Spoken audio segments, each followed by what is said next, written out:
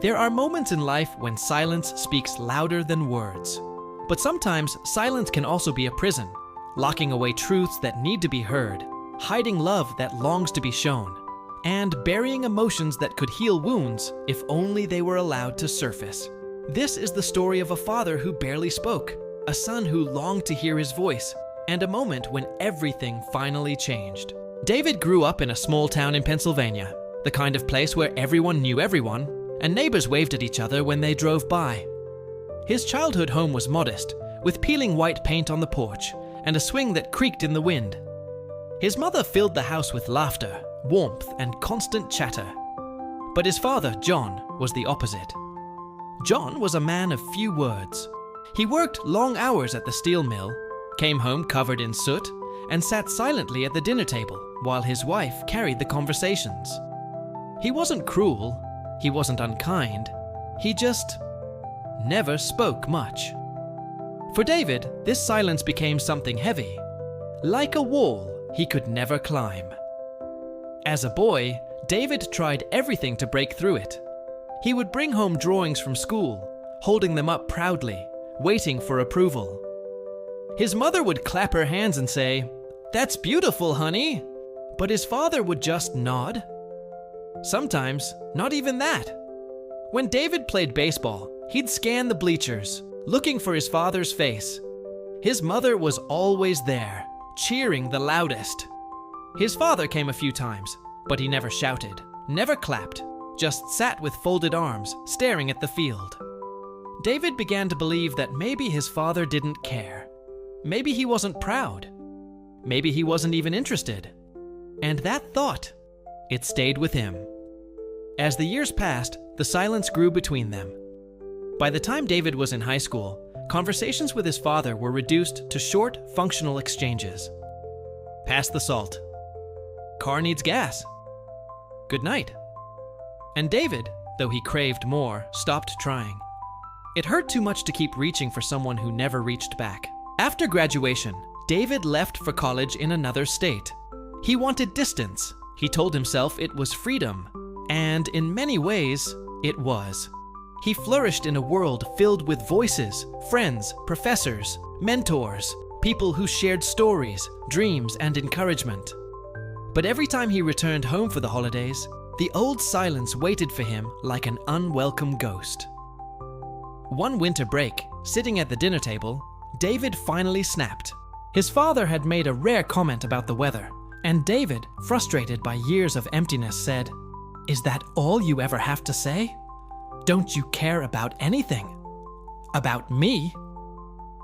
The words came out sharper than he intended, and the table went quiet. His mother's fork froze halfway to her mouth. His father looked at him, not angry, not sad, just blank. And then he lowered his gaze and said nothing. That night, David lay awake, guilt gnawing at him, but also anger. He wanted his father to fight back, to say something, to finally reveal what was inside. But nothing came. Time went on. David graduated, moved to New York, and built a life for himself. He became a teacher, surrounded every day by voices, children laughing, colleagues chatting, parents thanking him. And yet, the silence of his father followed him like a shadow. Birthdays passed with short phone calls. Holidays became less frequent. David told himself he had moved on, but deep down, there was still a boy inside him, longing to hear his father say just once, "I'm proud of you, son." Years later, when David was in his 30s, the call came. His mother's voice trembled as she said, "Your father's been in an accident. He's at the hospital." David rushed back home. The drive felt endless, his mind replaying memories, every silent dinner, every unspoken word. He wondered if this was it, if his father's silence would be the only legacy he left behind. When he arrived, he found his father lying in a hospital bed, frail and pale. The man who once carried heavy steel beams now looked small beneath thin white sheets. The doctors said he would recover, but he needed rest. David sat by his bedside, watching his chest rise and fall. For hours, he debated whether to speak. Finally, he whispered, Dad, I don't know if you can hear me, but I wish you had talked to me more. I wish I knew what you were thinking. I wish I knew if you were proud of me. For the first time in years, David cried openly. His tears hit the hospital floor, and in that silence, something shifted. His father stirred. Slowly, John opened his eyes. His voice, raspy from disuse, broke the silence. I was always proud. I just didn't know how to say it. Those words hit David harder than anything he had ever experienced. He froze, staring at the man he thought was incapable of expression. His father's eyes were wet, glistening with tears he had never shown. John reached for his hand. His grip was weak, but his sincerity was strong.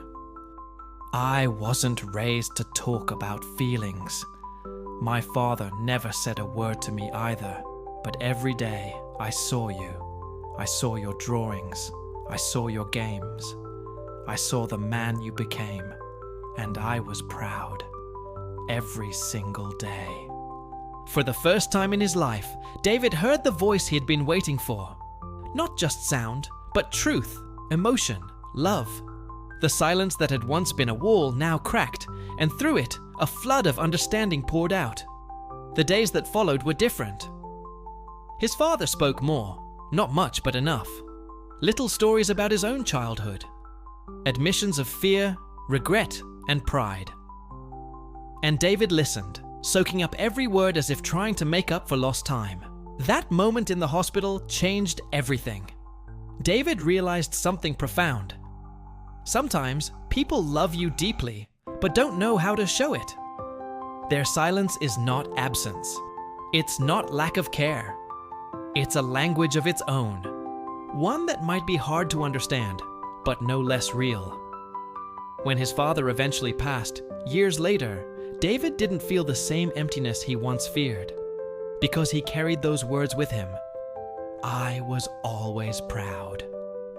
They became an anchor, a reminder that love doesn't always come in the form we expect, but it is still love.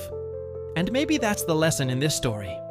We spend so much of our lives waiting for people to say the right words, to express themselves the way we want them to. But love is not always loud.